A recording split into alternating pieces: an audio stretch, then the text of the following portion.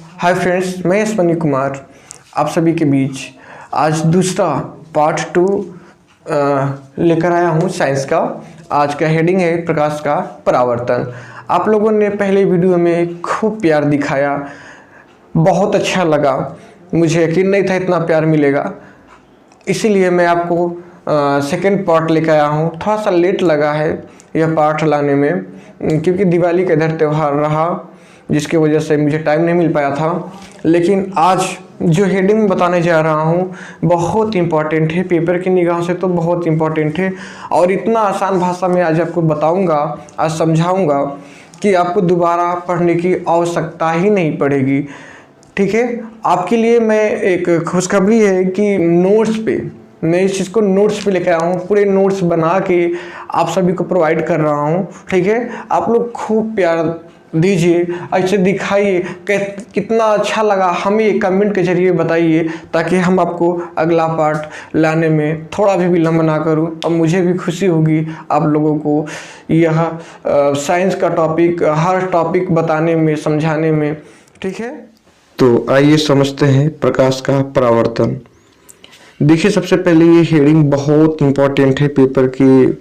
अगर अनुसार देखा जाए तो हेडिंग बहुत अच्छी हेडिंग है, आपको कोई कंफ्यूजन नहीं रहेगा। नहीं समझ में आएगा तो आप दोबारा कमेंट में ज़रूर बताएं, ताकि हम और अच्छे से एक्सप्लेन कर सकें। लेकिन मुझे नहीं लगता कि आपको दोबारा बताने की आवश्यकता पड़ेगी। प्रकाश का परावर्तन। प्रकाश का परावर्तन को हम ऐसे समझते हैं कि जैसे कि कोई ये मेरा एक चिकना सतह है, पालिशदार है, जैसे हम शीशा कहते हैं, आईना कह लेते हैं। जैसे कि आप जो घर में लगाया जाता है टाइल्स वगैरह, तो उसमें एक चमक होता है, तो उसको हम मान लेते हैं। तो इसमें क्या होता है कि जैसे कि कोई प्रकाश की किरण जैसे उससे टकराती है, कोई प्रकाश टकराता है, तो टकराने के बाद क्या करता है, वह उसी माध्यम में वापस लौट जाता है। मतलब उसी माध्यम में परावर्तन हो जाता है। इसको बीच में अभिलंब मान लेते हैं। ठीक है, अभिलंब ये आपतित किरण है और ये अपवर्तित किरण है। और इस वाले दोनों को हम इस वाले कोण को इसको कहते हैं आपतन कोण, इसको कहते हैं परावर्तन कोण। ठीक है, इसकी डिफिनेशन हम बताते हैं कि जब कोई प्रकाश की किरण जब किसी चिकने पालिशदार या दर्पण से टकराता है, तो टकराने के बाद क्या होता है, कब उसी माध्यम में वापस लौट जाता है। उसी माध्यम में, ये माध्यम क्या होता है, माध्यम को समझते हैं। माध्यम का मतलब ये होता है कि जैसे कि ऊपर क्या है, ऊपर खाली है, ऊपर वायु मान लेते हैं, और नीचे क्या है कि ये आपका देखिए ये पॉलिश लगा हुआ है। तो किरण क्या हुआ कि इधर से इस अंदर इधर पार नहीं हो पाई, जिसकी वजह से क्या हुआ, ये दूसरा माध्यम हो गया। इसको लेप लगा के जब कोई वस्तु एक वस्तु को पार कर लेती है, जब दूसरे तरफ आ जाती है, तो उसको दूसरा माध्यम कहते हैं, और ये पहला माध्यम हो गया। ठीक है, चलिए इसको हम नोट में देखते हैं।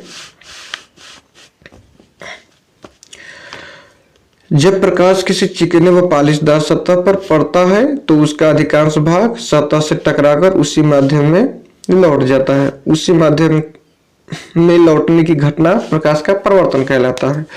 तो आप समझ गए होंगे कि जब ये जैसे आया और ये चला गया, तो इसका आना क्या हुआ, आना मतलब ये आपतित किरण है, आया, टकराया, और टकरा के ये क्या हुआ, वापस चला गया, उसी माध्यम में वापस चला गया। इधर पार नहीं हो पाया, ये किरण इधर पार नहीं हो पाया, क्योंकि पॉलिश लगा था। तो क्या हुआ, वो टकरा के वापस उधर उसी माध्यम में चला गया, ऊपर वाले में ही। ठीक है, तो उसका अधिकांश भाग चला गया। तो ये जो आना और टकरा के जाना, ये जो परावर्तन हुआ, उसी को हम कहते हैं प्रकाश का परावर्तन। ठीक है, चलिए इसको हम चित्र के माध्यम से और अच्छे समझते हैं। जैसे यहाँ पे आपतित किरण जैसे आई, ठीक है, और यहाँ पे टकराना है, इसको आपतन बिंदु कहते हैं बी को। और यहाँ पे परावर्तित किरण आना और जाने वाली किरण को परावर्तित किरण कहते हैं। यहाँ पे हम तीर दे देते हैं आपको समझने के लिए, ठीक है। तो ये आपतन कोण हो गया आने वाली को, और जाने वाली जो किरण है परावर्तन कोण। आपतन कोण को आई से, परावर्तन कोण को आर से दर्शाते हैं। और ये बीच में एक अभिलंब होता है जो कि दोनों कोणों को नापने में काम आता है, ठीक है। और ये हमारा चिकनी सतह या परावर्तक पृष्ठ ये वाला है, या तो चिकना सतह मानते हैं या जहां से किरण परावर्तन होती है हम उस चीज को मान लेते हैं, कोई भी हो सकता है, ठीक है। चलिए अब इसको हम पढ़ते हैं। प्रकाश का परावर्तन के बाद परावर्तन के प्रकार।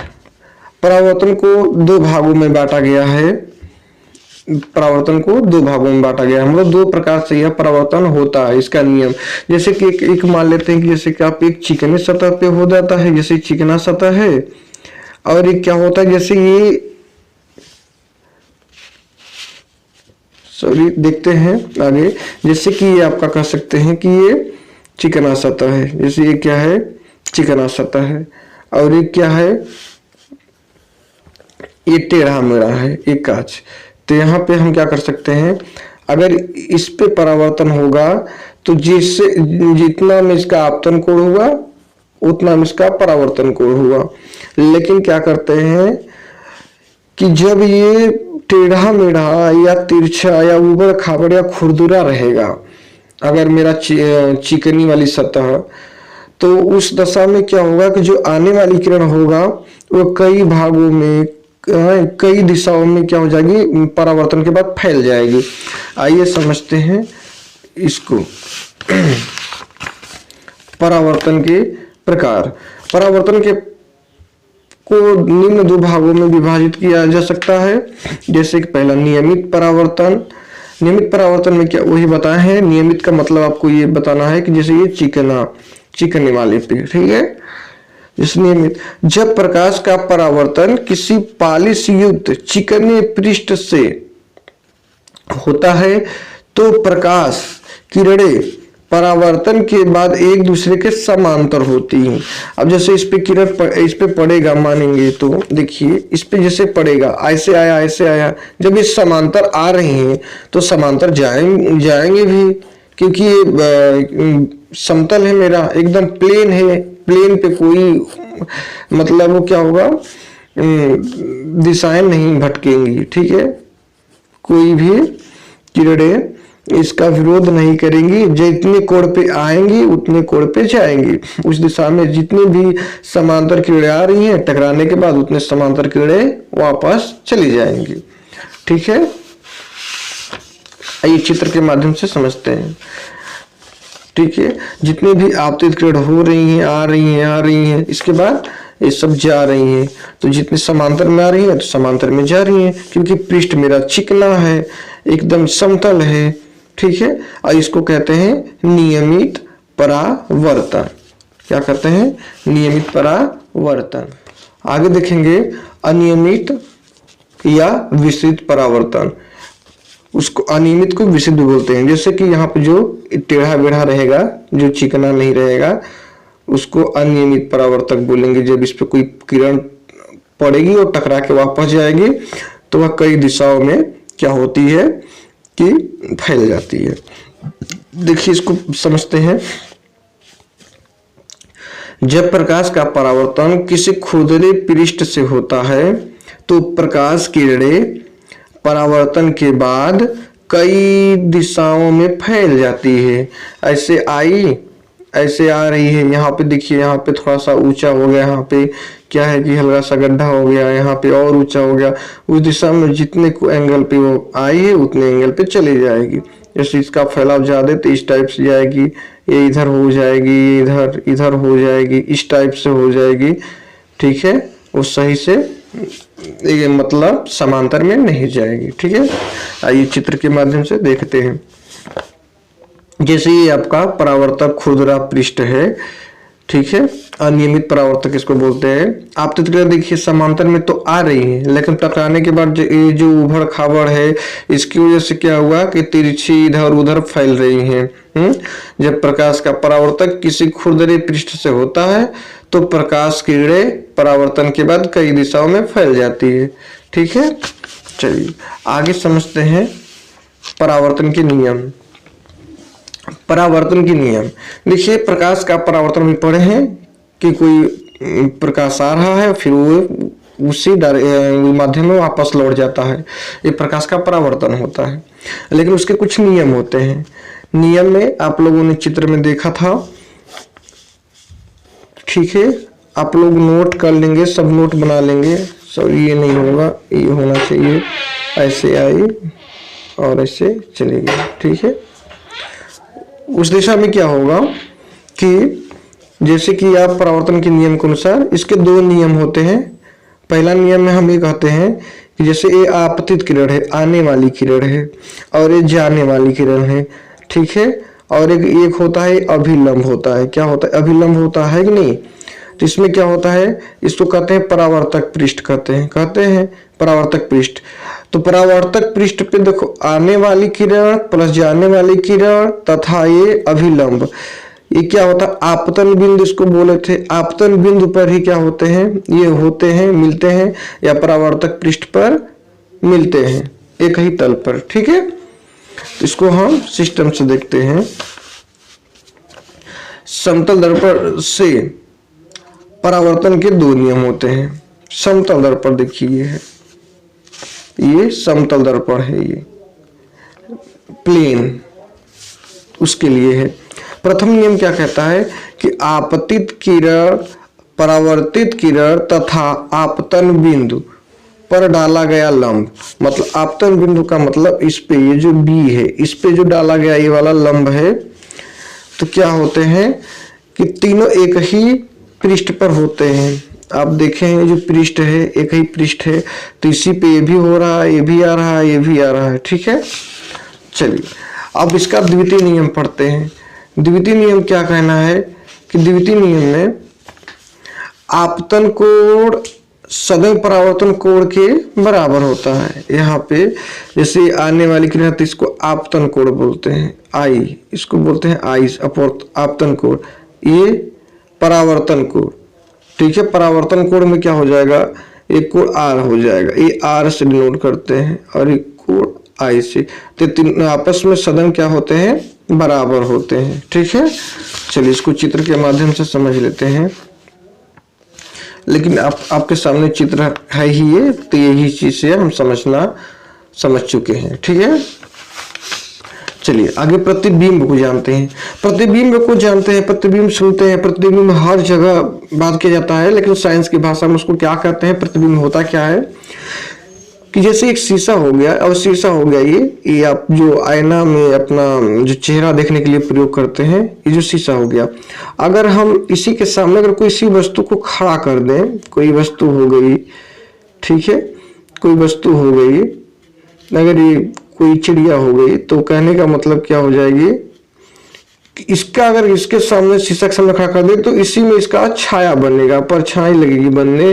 तो उस परछाई को क्या करेंगे, ये आपका लेप लगा हुआ है, इसमें इसका छाया बनेगा, तो इस परछाई को क्या कहेंगे हम, प्रतिबिंब कहेंगे, मतलब छाया को। ठीक है, परछाई को, छाया को हम क्या कहते हैं, प्रतिबिंब कहते हैं।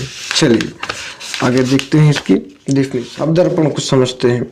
दर्पण यदि किसी चिकने पारदर्शी माध्यम तल के एक पृष्ठ पर कलई अथवा अलग साइड का लेप करके दूसरे पृष्ठ को परावर्तक पृष्ठ बना दिया जाए तो यह दर्पण बन जाता है। दर्पण के दो भागों में बांटा जाता है। ठीक है, दर्पण को दो भागों में बांटा जाता है। समझते हैं दर्पण क्या होता है। जैसे आप एक शीशा ले लेते हैं, शीशा ये जो हम लोग यूज करते हैं, जैसे कि मान लिया जाए जो दरवाजा वगैरह हम लगाते हैं कि जो दोनों आर पार दिखे, तो ऐसा ये क्या हुआ, शीशा हो गया। उसी शीशा पे अगर हम लाल ऑक्साइड का लेप चढ़ा देते हैं, इधर इधर लाल ऑक्साइड का लेप लगा देते हैं, तो उस समय क्या हो जाएगा, ये बन गया अब आपका लाल ऑक्साइड का लेप हो गया, चांदी का कलई करके भी चढ़ा सकते हैं। तो उस समय में क्या होता है कि यह दर्पण बन जाता है, क्योंकि परावर्तक पृष्ठ बन जाता है। इधर इधर पे क्या होगा कि जब यहाँ कोई आदमी खड़ा होगा तो यहाँ से ये दिखने लगेगा, लेकिन अगर ये लेप नहीं लगा होता तो आदमी को इस पार की भी वस्तुएं दिखाई देती। अगर यहाँ कुछ रखा था तो दिखाई देती, लेकिन अब लेप लग गया तो क्या होगा कि दिखाई नहीं देगा। इस व्यक्ति का प्रतिबिंब बनने लगेगा, यहाँ पे इसी का चेहरा दिखने लगेगा। ठीक है, लेप लगाने से चेहरा दिखने लगता है। इधर इधर का वस्तु है वो नहीं दिख पाएगा, नहीं दिख पाएगा। ठीक है, चलिए इसको आप नोट कर लेंगे। आपके लिए काफी मेहनत किया जा रहा है। ठीक है, आप लोग जरूर कमेंट में बताएं कि कैसा लग रहा है वीडियो, ताकि हम आगे और हिम्मत बनाकर आप लोगों को और अच्छी चीज दे सकें। पूरे इम्पोर्टेंट वीडियो आपको मिलेगा पेपर तक। आपका फिजिक्स, केमिस्ट्री और बायो भी हम खत्म कर देंगे, पूरा इम्पोर्टेंट क्वेश्चन भी करवाएंगे। ठीक है, चलिए आगे हम देखते हैं अगली हेडिंग। तो समतल दर्पण। समतल दर्पण हम लोगों ने दर्पण को पढ़ा था दो भागों में। दर्पण को दो भागों में बताया जाता है। तो पहला आपने देखा कि समतल दर्पण। समतल दर्पण में होता क्या है कि नॉर्मल सा होता है कि यही जो शीशा हम लोग प्रयोग करते हैं वो समतल दर्पण होता है, जिसमें हम अपनी चेहरा देखते हैं। ठीक है, समतल दर्पण कहलाता है। आगे आगे हम बात करेंगे, जैसे कि यहाँ पे ऐसे दर्पण जिनका परावर्तक पृष्ठ समतल होता है, मतलब एकदम ये प्लेन है। ये क्या है, एकदम इस सब प्लेन है, इस तरफ कलई किया हुआ भाग है ये। ठीक है, और ये आपतित किरण है। ठीक है, ये आपतित किरण है और ये परावर्तित किरण है। ठीक है, तो इस पे अगर हम कोई क्या करेंगे कि अगर कोई चीज, अगर हम कोई प्रकाश डालते हैं तो वह प्रकाश उसी माध्यम में वापस लौट जाता है।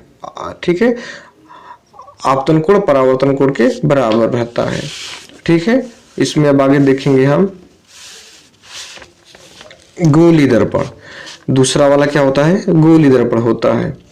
तो गोली दर्पण क्या होता है हम समझते हैं। गोली दर्पण बनाया कैसे जाता है कि जैसे कोई गोला हो गया, ठीक है, गोले का अगर एक भाग हम काट दें, ऐसे करके काट दें तो ये कटोरी टाइप का ऐसा हो जाएगा। ठीक है, ये कटोरी टाइप कैसे हो जाएगा। ठीक है, तो जब ये दो, अगर हम इस पे क्या करेंगे, अगर हम एक कटोरी जैसे बन जाएगा, अगर हम गोली कांच को काट देंगे, ठीक है, खोखला है, तो यहाँ पे जैसे कि आधी कटोरी जैसा ये है, और ये क्या है, कांच का है। ठीक है, और ये खाली है, आर पार देख सकते हैं। लेकिन अगर किसी एक तरफ इसको पॉलिश कर दिया, इसका क्योंकि दो तरफ होगा, जैसे कटोरी है तो उसका अंदर का भी भाग होता है और एक बाहर से भाग होता है। अगर हम इस पे ये लेप लगा देंगे, समझते हैं चीजों को, जैसे कि यहाँ पे कटोरी का कटा हुआ दोनों भाग हो गए, मान लीजिए छोटा बड़ा हो जा रहा है, जैसे कटोरी है, अगर हम यहाँ पे लेप लगा देंगे तो ये बताइएगा क्या होगा उस टाइम। तो जब प्रकाश किरण ऐसे आएगी तो यहाँ पे टकराएगी, क्योंकि पार नहीं हो पाएगी, तब टकराने के बाद क्या हो जाएगी, यह परावर्तन के बाद उसी मतलब माध्यम में वापस चली जाएगी। ठीक है, क्योंकि ये बाहर लेप लगा हुआ है तो अंदर टकराई और अंदर से ही उधर उसी माध्यम में वापस रहेगी, इस तरफ पार नहीं हो पाएगी। जैसे कि अगर मान लेते हैं, अगर अंदर की तरफ कर दिया जाए, बाहर नहीं अंदर की तरफ कर दिया जाए, तो क्या होगा कि जैसे कोई आया बाहर से टकराया और ये क्या हो जाएगा, परावर्तन के बाद उसी माध्यम में वापस चला जाएगा। ठीक है, चलिए इसी को चित्र के माध्यम से समझते हैं। पहले गोली दर्पण। यदि किसी कांच के खोखले गोले को काटकर उसके एक पृष्ठ पर चांदी की पॉलिश या कलई कर दिए जाए तो प्राप्त दर्पण गोली दर्पण कहलाएगा। ठीक है, किसी भी, जैसे काटे हैं और जैसे ये हम काटे हैं, जैसे ये काटे हैं, फिर काटने के बाद क्या किए, किसी भी एक तरफ लगा दें, चाहे ऊपर लगाएं चाहे नीचे लगाएं, लेकिन एक ही तरफ लगाना है, दोनों तरफ नहीं लगाएंगे, नहीं तो वो परावर्तक नहीं बल्कि पूरी तरह से बंद हो जाएगा। ठीक है, तो एक ही तरफ लगाते हैं, जैसे ही लगाते हैं वो हमारा क्या बन जाता है, गोली दर्पण बन जाता है। ठीक है, चलिए अब गोली दर्पण कितने मुख्य रूप से दो प्रकार होते हैं। कितने प्रकार के, दो प्रकार होते हैं, एक अवतल दर्पण, एक उत्तल दर्पण। चलिए अवतल दर्पण समझते हैं क्या होता है। अवतल दर्पण में क्या होता है कि जैसे कि ये मेरा ये कटोरी है या कांच का कटा हुआ एक भाग है, गोली कांच का कटा हुआ एक भाग है। अवतल दर्पण में ये होता है कि उभरे हुए तल पे लेप लगा होता है। अवतल से याद रखिएगा कि अंदर अंदर अंदर से परावर्तन होता है। अंदर जैसे टकराया और टकराने के बाद अंदर वाला खाली था तो अंदर वाला चिकना था, अंदर वाला से क्या हुआ, अंदर टकराया और टकराने के बाद वह परावर्तन हो गया। अंदर अंदर से होगा, ध्यान दीजिएगा। अवतल में अंदर, अवतल ये अंदर से याद रखिएगा, ठीक है, अंदर। और उत्तल में उभरा हुआ याद रखिएगा, उभरा या ऊपर, ऊपर उभरा या ऊपर वाला से याद रखिएगा। उत्तल में क्या होता है कि उभरे से परावर्तन होता है। वो क्या होता है, उभरे से परावर्तन होता है। जैसे ये हमारा कांच हो गया, दर्पण हो गया, गोली दर्पण, और इसमें क्या करेंगे, जैसे कि लेप लग गया है तो अंदर अंदर लेप लगाते हैं। अब परावर्तन उभरे हुए तल से होता है, उत्तल में उभरे हुए तल से, ठीक है, उत्तल उभरे हुए तल से परावर्तन होता है। अगर ये जा रहा है तो इधर से आएगा, इस पे से गया, आना जाना किधर से भी हो सकता है। अगर इस तरफ से आएगा तो इधर जाएगा, इधर से अगर नीचे से आ रहा है तो ऊपर जाएगा, ठीक है, ये प्रकाश की किरण है, ठीक ना। और इससे कैसे याद रखेंगे, उत्तल उभरा, उभरे हुए तल से, या उत्तल ऊपर की तरफ से परावर्तन होगा और अंदर की तरफ क्या होगा, लेप लगा होगा। क्या होगा, लेप लगा होगा। चलिए इसको हम अगले वीडियो में विस्तार से बताया जाएगा। आज का एक लेक्चर कंप्लीट होता है। आपको कैसा क्लास लगा आप लोग बताइएगा, ठीक है। और आपका मेहनत ही चित्र बना लीजिएगा।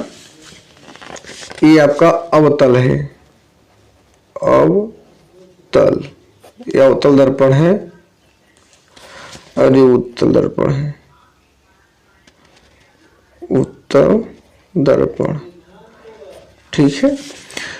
तो आपको वीडियो कैसा लगा हमें कमेंट में जरूर बताइएगा, ताकि हम अगला वीडियो बनाने के लिए प्रेरित हों और मुझे अच्छा भी लगेगा, ठीक है। हमें आपके कमेंटों का इंतजार रहता है। अगर आप अच्छे कमेंट करते हैं तो थोड़ा सा हम लोग को मोटिवेट मिलता है, जिससे अगली वीडियो हमें बनाने में बहुत खुशी होती है। क्योंकि आपके लिए पूरा नोट्स खुद ही मैंने बनाया, ठीक है। आगे देखिए नोट्स अभी बना नहीं है, इसमें आपको मैं बना कर दूंगा। आप जितना जल्दी हमें कमेंट इतना अच्छा मिलेगा, हम उतना जल्दी ही आपको वीडियो प्रोवाइड करेंगे, ठीक है। Thank you. आप लोग सपोर्ट करें, वीडियो को शेयर करें और चैनल को सब्सक्राइब भी कर लीजिएगा। तब तक के लिए आप नेक्स्ट वीडियो का इंतजार कीजिए और मैं यहाँ पे आज के लिए फिनिश करता हूँ, ठीक है। धन्यवाद।